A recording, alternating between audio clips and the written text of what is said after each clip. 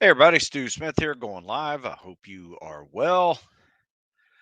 We will be also going live here on Instagram, and this is our CSS critique show. But before we talk about CSS critiques, let's talk a little bit about um, unstoppable habits, right? So consistency wins. That's kind of the theme of the day, and where I thought of it was this morning because we were going for our normal workout, 6 a.m. Weather changed unexpectedly. I thought it was going to rain a little bit, but it wound up raining a lot and turning into snow about halfway through the workout. So it was one of those things where it was cold, it was rainy, everybody's wet. But you know what? You just keep moving, get through it, and it's done, right? It didn't deter anybody from showing up and getting things done. That's what I like about it, doing these outside workouts the most, just because we're going to be outside. Dress warm, bring it. And you're going to have to get used to working outside in the elements anyway. So why not get used to working outside in the winter and being outside in the heat of the day? Um, it's part of the job, especially if you're preparing for any of these tactical populations, military, special ops, firefighter, police, everybody works outside. Got to get used to it.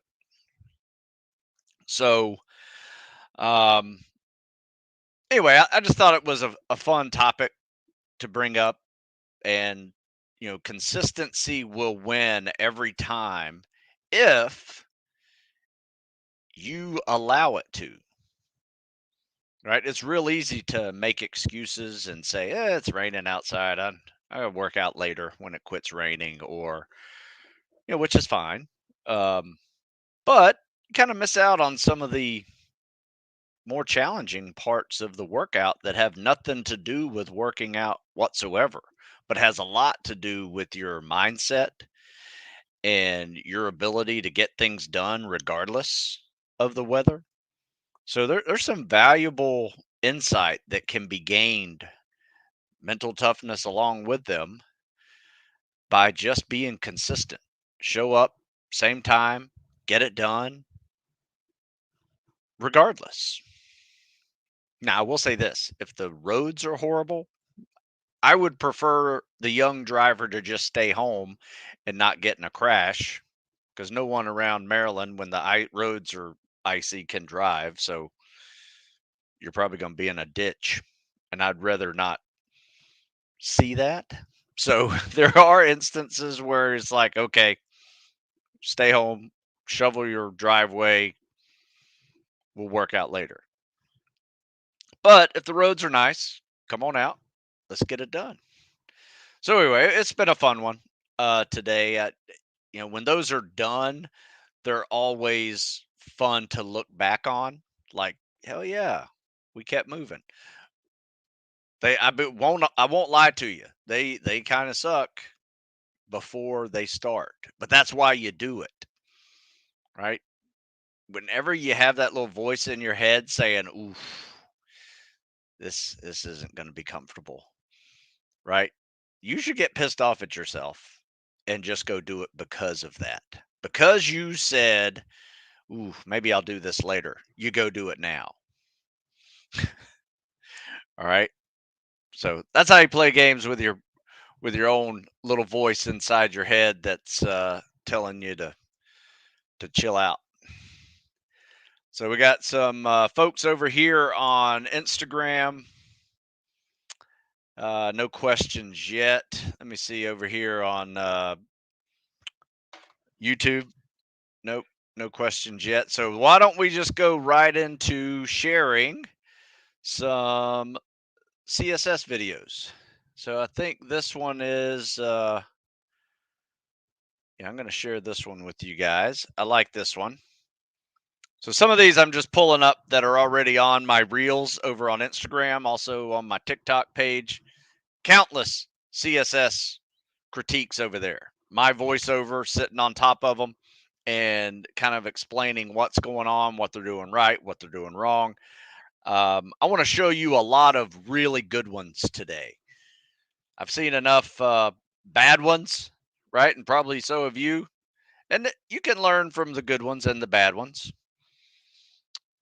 But let me just show you this one. I like this one. So you got top arm, bottom arm, kick, 1 Mississippi, 2 Mississippi, pull, boom, right on it. This is swimming at a yard per second. I mean, it looks slow because there's such a glide factor into this. And when you're not moving, I get it. It looks a little slower. Now, do you see him pulling to the right a little bit? That is purely a shoulder mobility issue because what he is doing, and this is the only thing I'm hitting him on, what he's doing is he's gliding like this, right? Versus getting those shoulders back and gliding like this.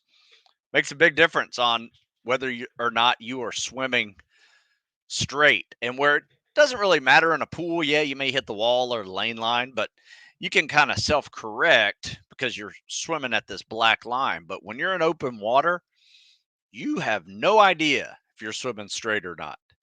So you have to really make sure your streamline's straight, your posture's good, you know, your kicking is equal, especially with big fins, because you kick one harder than the other, that can pull you to the left or to the right. So anyway, that's a good one. I like this one. It's got that good glide, 1 Mississippi, 2 Mississippi, pull. You know, he's not stopping at that, you know, he's not over gliding. All right. Looks like some questions just popped up. Let's see what we got here. Do you recommend increasing the peak set of the pyramid past 10? Yeah, you can. We do.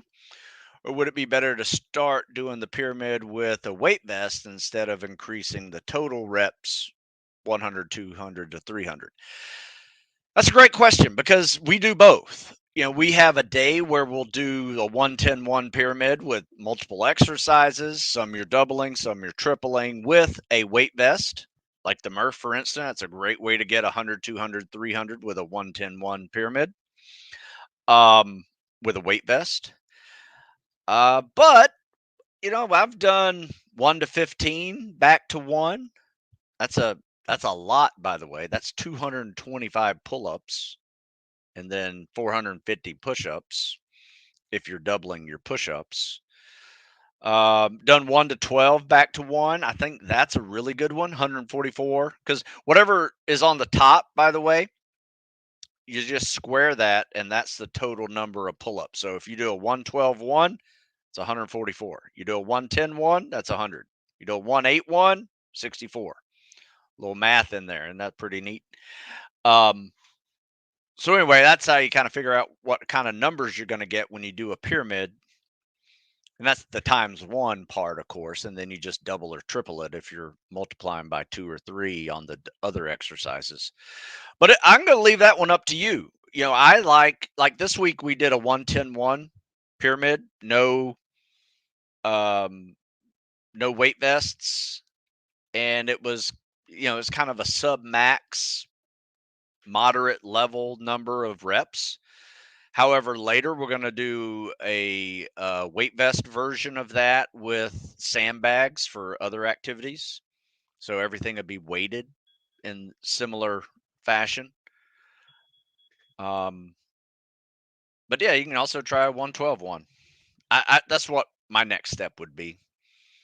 Go with 112-1 if 110-1's easy. When working on getting your 3-mile times down, do you like to vary the interval distances on speed work days? For instance, 400, 800-mile repeats. Absolutely. Yeah, we do. In fact, last week we did all 3. We did 6 400s, 3 800s, and 2 1-milers. So do the math on that. That's 5 miles of running. Um, but it's all goal pace activity. So everybody was trying to hit that sub 6 mile. So right at 90 seconds or less were the 400s, 3 minutes or less for the 800s, 6 minutes or less for the miles. And the way we set it up is we started off with a mile at 6, did the 400s, 800s, and then tried to do another mile on the bottom. So I like doing it that way. You know, for me, the building the aerobic base is very important, but also building your muscle memory to master a pace is very important as well, because you need to be able to start a run and know you're doing a 6 minute mile pace, or start a longer run and know you're at a 7 minute mile pace. How do you do that? You get used to running those distances and that time and pace. Next thing you know, you can don't even need to look at your watch anymore, because you feel like you're running at a 6 or 7 minute mile pace. You know the heart rate, the foot count, arm swing, all of that comes into play to you muscle memorying that pace. You only get there by actually practicing that pace. Hey Stu, former powerlifter, now state police officer, wanted to join the Coast Guard Reserve. If I'm pushed for time before work, 7 p.m. to 7 a.m., should I do cardio, no weights, or weights? Um, Good question. You're strong enough. You're a former power lifter. I would mix in some cows and cardio if you're really short on time. And you could do a pretty decent workout, 30 minutes, um, and just work on your muscle stamina and endurance.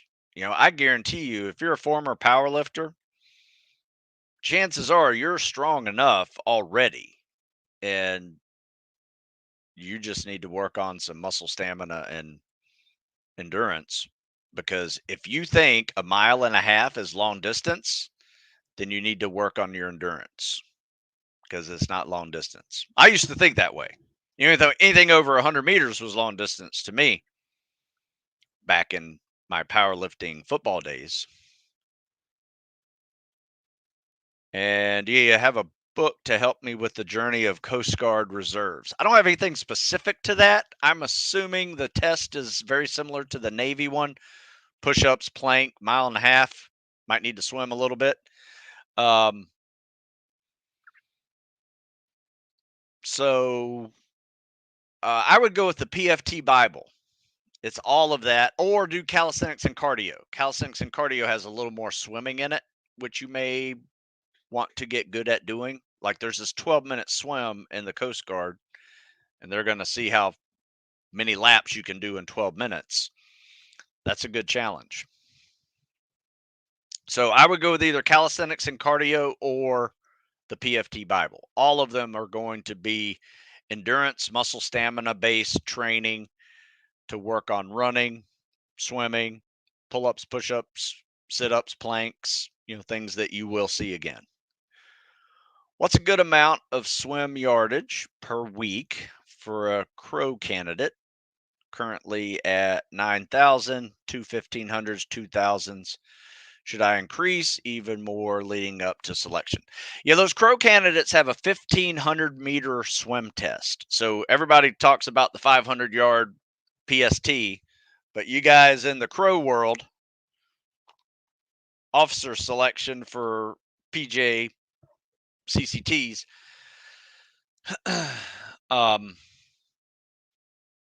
you guys have 1,500-meter swim and a 3 mile run. So that's a legit test. I would say out of all the calisthenics and cardio tests, I think that one is definitely the harder one, just because it's 3 times the swim and twice the run. Still got pull-ups, push-ups, and sit-ups you have to do. So yes, you will need to run a little more and swim a little more. I will say this though, the fact that you're getting in 4 swims and you're getting close to 10,000 is really good. I try to still get about 10,000 a week. Um, And I think that's enough. You know, whether you're doing swimming with fins on leg days, doing upper body, you know, on upper body days, you're just doing regular swimming, freestyle, CSS. I think 10,000 is plenty. So 9 to 10,000 is definitely good. Do I still do the workout before you did before buds? Yeah, a lot of them. Pyramids, supersets, max rep sets. You know, in fact, my 3 favorite workouts to crush any fitness test are things I did in the 80s, right? In fact, I'm going to post it up here. You guys can see this right here. Who's from Live Oak, Florida over there? Skierski? Hey, man, how are you? Live Oak's my hometown. I miss it much. Thanks for stopping by. Curious, what are your thoughts on the PT workouts of Extreme SEAL Experience? You know what? I don't know enough about it to say anything, but I know those guys. They're SEALs. You know, they run a good show. You know, they do a good job. But I don't know enough specifically about it.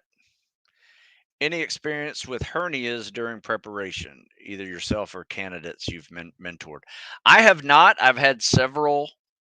Well, I shouldn't say several. Couple had hernias and surgeries, and they did fine. It took them a little while to rebuild that core area, um, but they were able to bounce back 100%. It was,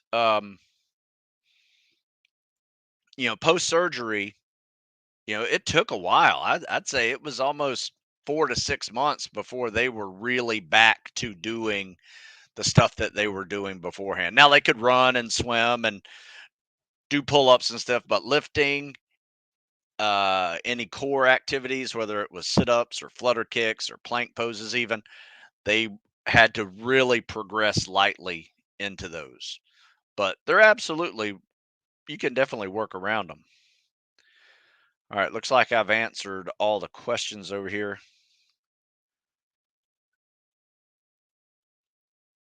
Let's see. All right. I'm going to share another video. Let me do that. Share my screen. We'll go over here this time. I think we're on TikTok. All right. So you guys can see this.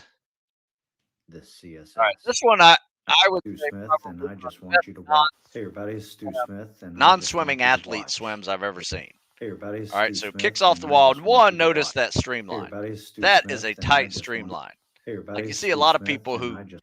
can't Hey, even everybody, put it's their Stu hands on Smith, top and of I each just want. other and Hey, their everybody, it's Stu Smith, biceps and I can't just touch want you their to ears. watch. Hey, That's just everybody, it's shoulder Stu Smith, mobility. and I just want you to watch. This guy's got a This streamline. Look at CSS. that. I mean, he's coming up I halfway literally across have the nothing to 25 say yard pool before he because it even. is that Oh, efficient man, this is good. One and Mississippi, two fast. Mississippi, pull. Check it out. And he can, and notice how his streamline is so good that he can actually This is going to be a glide 40 longer than second 3 Mississippis if he 50, wanted which to. He is could probably go roughly 4 and around a not lose 640 momentum. One pace. Mississippi, two Mississippi, three. He can swim a 7-minute pace for the 500 already. Oh, man, that's just so good. And this Very is good. a, look, that's a 39-second Hey 50. everybody, it's Stu Smith, and So you I do the just want math you to on that. watch He's this already swimming CSS. sub 7 I on this literally one. have nothing to say But because it you is know, that 40-second, efficient and fast. a Check it 40-second out. 50, you know, is around that 640 time frame. This is going to be a 40-second 50, which is And I know that roughly because I've seen around a people do it 640 many pace. times. So it's He can not swim a 7-minute unheard pace of. for the My advice for 500 this guy is already. say, you know what? Your swimming's really Very good. good. Let's coast in at like a 715 Hey everybody, it's Stu and Smith, crush and I everything just want you else. to You know, watch 730 even. this If you CSS. swim a I 730, you're going to literally beat have nothing everybody to in that say pool. Just about. because it I is mean, there may that be a competitive efficient swimmer in there that and fast. competes with you, Check it out. but not many. Damn, that is good right there. All right, looks like some more questions just popped up. I'm going to shut down the Twitter. I got a couple of downloads I want to see if they show up as well. We'll come back to these. All right, so question. Hey Stu, what point would you say is okay to work out when sick? Am I in the case of non-critical sickness like flu or cold? Um, that's always a classic question. I'm always battling something, in the fall and winter flu seasons. My advice is this is if you're coughing and have lung congestion, shut down the cardio, right? Keep your heart rate low. If you want to do something, you might be able to mix in some um, weighted calisthenics, maybe some weights, but with plenty of rest time in between. But if you're coughing a lot, one, don't be in public and do it. You're just spreading germs everywhere. Um, but yeah, avoid the cardio. Now, if it's just a head cold, go hit it. Sinuses, stuffy nose, sore throat, you know. Just the one thing I would avoid though, especially if it's in the allergy season time, because I've done this a couple of times over the years where all these allergens were floating in the air, whether it was pollen or dust or whatever. And you're out there huffing and puffing really hard, and you're getting those allergens into your bronchial tubes, you're gonna have bronchitis. And ain't nobody got time for bronchitis. So at least I don't. Um, and I had bronchitis 2 years ago, and I call it self-induced bronchitis, just due to running in the allergens and just smoky air. That was a bad one too. People were getting bronchitis from that one. So there's a lot of reasons why you want to alter your training depending on what's going on in the air, how you're feeling. But usually, if it's from the head up, it doesn't really change what I do. If it's from the bronchial tubes down, it can definitely change what I do as far as like trying to keep my heart rate down. Because if I get my heart rate up too high, I'm going to start coughing. So, yeah, there are some things you can do, just moderate weights, nothing too crazy. Just keep that heart rate low. Hope that helps you. Hey, I sent you an email question about PST Phase 1 program a few weeks ago. Is email the best way to reach for a longer form question? Yes, I'm assuming I didn't answer it. I might not have got it because I usually answer all these things. So, yeah, email's a good way to do it. I mean, you can ask a longer form question. Whether or not I answer it with a longer answer is going to be somewhat of a debate in this forum. What are your thoughts on BCP BPC 157 for helping joints and healing? I don't know, man. If I have to Google it, I don't have an answer for you. So I BCP 157. So in case other people like me don't understand what BCP 157 is. Oh, collagen peptides? Is that all that is? I mean, I have collagen peptides, part of my protein intake. I've never heard of that term, BCP 157. Huh. Interesting. Um yeah, so you're talking about joints and healing. I think so. I think collagen peptides are a great tool for, being able to keep those joints in a healthy state. But that's just what I read, and I also use them. So I can tell you I'm 55 and I'm still running. 205-pound runner. Knees, hips, and ankles are doing pretty well. Yeah, send the email again and I'll answer it. Morning, Sue. Do you have any thoughts on heat after a workout, like sauna or hot tub? Hey, man, whatever floats your boat. It can be ice, it can be heat, whatever you really prefer, as long as you're seeing results out of it or you just feel better. Like a lot of times, I will say, this is what I do after a workout. Like I like to cool down a little bit and do some stretching, right? Not because I'm necessarily worried if that's going to help me perform better. Yeah, I would like it to, but science doesn't necessarily say it does.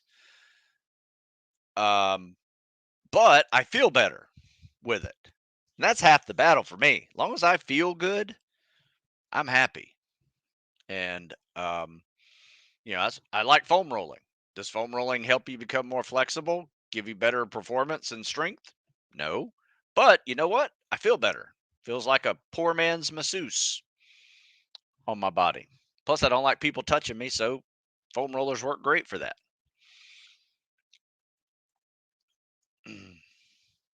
I don't have any real feedback on that. I don't really use heat. I do cold, usually in the form of cold water, um, cold air too. But yeah. Any comments on mainstream movies you've seen featuring the SEALs? Any you liked or hated? Good question. I've kind of enjoyed all of them to a degree. Even the first one back in the 90s, Navy SEALs with Charlie Sheen, that was a fun one. Um, Somewhat unrealistic. And some of the other ones too are just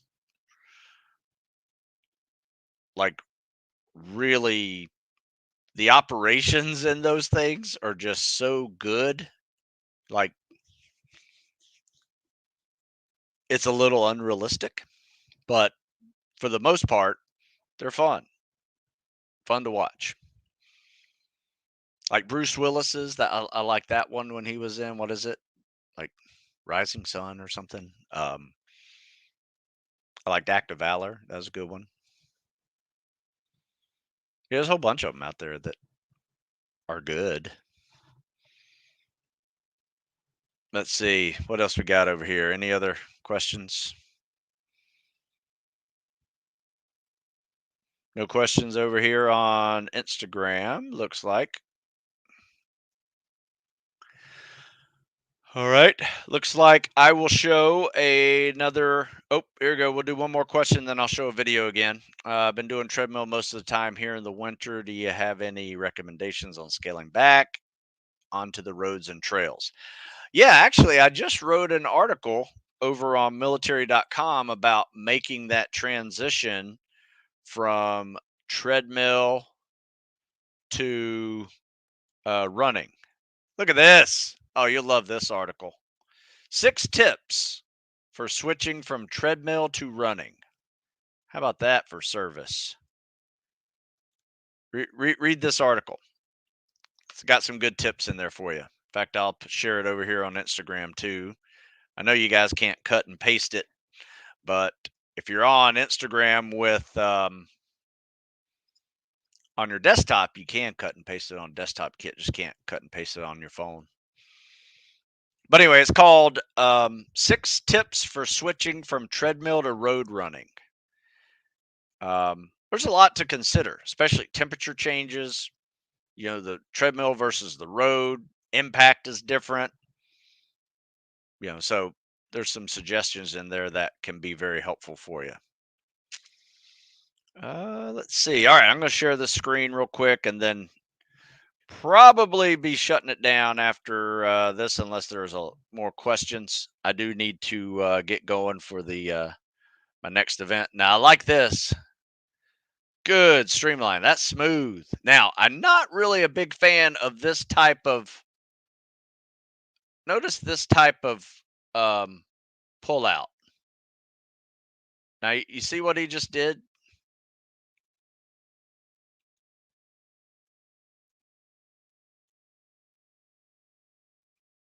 Look at him. So it looks like he's doing a jumping jack, right? That is really an omnidirectional pull. Like the beginning of his pull, he's pulling out like to the side. Like force vectors are going this way, right? Eventually they start going in the right direction, but that's not a really good breaststroke pullout. It's just shoulder power. Like you want to really get power out of this, you want to grab water this way, right? In this plane underneath you, right? Grab as much water this way, pull, and then push. So you're getting your lats, your shoulders, your uh, triceps all into this movement versus just your little bitty shoulder muscles, and have a more unidirectional force vector versus omnidirectional. So what do we have here? We got a top arm, bottom arm, kick, hold that glide. Let me see. One Mississippi, two. Yeah. One Mississippi, two Mississippi. Yeah. A little more power kicking too. Looks like he's got some flutter kicks in there I wasn't noticing before. So he's got a kick and not too bad on the flutter kicks. It's a weird kick. You see how when you kick, you're kicking water like you're kicking a kickball out away from you. You want to bring that leg up and kick down versus kicking out. This one may look, you know what? This one looks a little better when you change sides. I like this because you tend to bring it up and straight down. There you go. One Mississippi, two Mississippi, pull. Still could hold the glide a little longer. Got a little bit of movement back there with the feet. And that is a 50-second 50. So overall, not bad. I'll give that to you. 50-second 50, pretty efficient. Meets all the standards for a sub 9, sub 830 swim. If you can hold it out for 9 more laps, then you got yourself an 830ish swim pace there, which is really good. All right, leaving soon to be Air Force PJ. Hey man, good luck. Thanks for choosing to serve. How would you incorporate rucking into your training? I would do this, and here's what we do. We ruck on leg days. So when we're doing squats or deadlifts or lunges, swimming with fins, all of that, we throw in a ruck. So if you need to ruck more, maybe that day you can opt out of the swimming with fins, or you can do both. I mean, there are going to be days where you need to swim with fins on and you also need to ruck. So get on it, do both. It's a great way to top off leg day. Now, if you feel like you really need to work on rucking more than you're lifting, my suggestion would be ruck first in the morning, go do your lift, maybe your swim right after your lift. Especially for that job, because you're going to be needing to swim. That lead arm, trail arm swim that they do in the Air Force Special Warfare is all legs. So you got to get your legs ready for that, and ankles, those big rocket fins.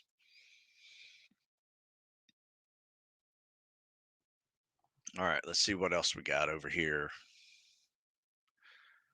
All right, man. Looks like I got all the questions answered. Anything over here on Instagram? Nope. All right. What else you got? So I got a few more minutes and then I got to head to a meeting. Let me see what we got coming up. I have a course I'm creating. In fact, I'm going to create several courses. That's going to be on my Stu Smith Fitness membership page, membership site on my StuSmithFitness.com. There's a member site where you have access to over 5 years of workouts, both beginner and intermediate and advanced spec ops level workouts. So really 5 years of beginners and 5 years of advanced spec ops, so 10 years worth of workouts, if you think of it that way. Um, that's one of the accesses you get. You get brand new workouts and articles and videos emailed to you every week on Friday.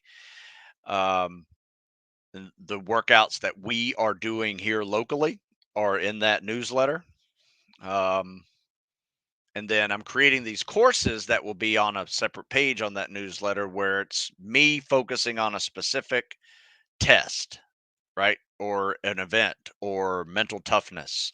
So right now I have 3 that I'm in the process of making, and they will be up before this month is over. So if you haven't seen the membership site, check it out. Um, I'm probably going to offer the courses separately as well, so you don't have to join the membership site, but those courses will probably be part of a, like, if you buy one of the programs, like you buy the PST program or something, you get access to the course um, as an upsell type item. All right, one more question. Stu, good morning. How long should I hit the bike when dealing with an adductor strain? I don't know. We typically do this. If I can't run because I have a pulled muscle or whatever reason, sprained ankle, I will typically take whatever total mileage that I missed that day and make it a ratio of 10 minutes per mile. So if I missed 3 miles that day, I owe 30 minutes of some form of cardio on a bike, elliptical, rowing machine. Add 30 minutes to your swim workout. You can do that as well. Membership. I'm probably going to change the price, make it actually a lower price. Right now it's $29.97 a month, or you can pay like $300 a year. But like I said, you get a whole lot of stuff for that. You get 52 weeks of workouts brand new. You get 5 years of access to an archive of workouts. You get, these courses I'm creating. There's some ebooks in there that are also set up for you to check out. So there's a whole lot there. Plus, send me videos to review. Happy to critique whatever you got. Doesn't have to be swimming. So there's a whole bunch in there. You can see if you go to the membership site at stesmithfitness.com, you'll see a laundry list of the stuff that you get. Closed Facebook pages, things like that. All right, let's see what else we got. I guess that's about it over here. Looks like all right. So I'm going to shut down Instagram. Guys,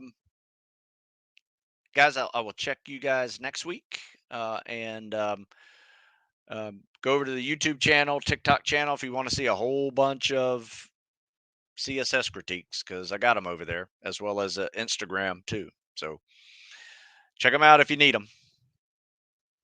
All right, so guess that's it for you guys too. Sorry, I got to cut it short, but jamming on a busy day.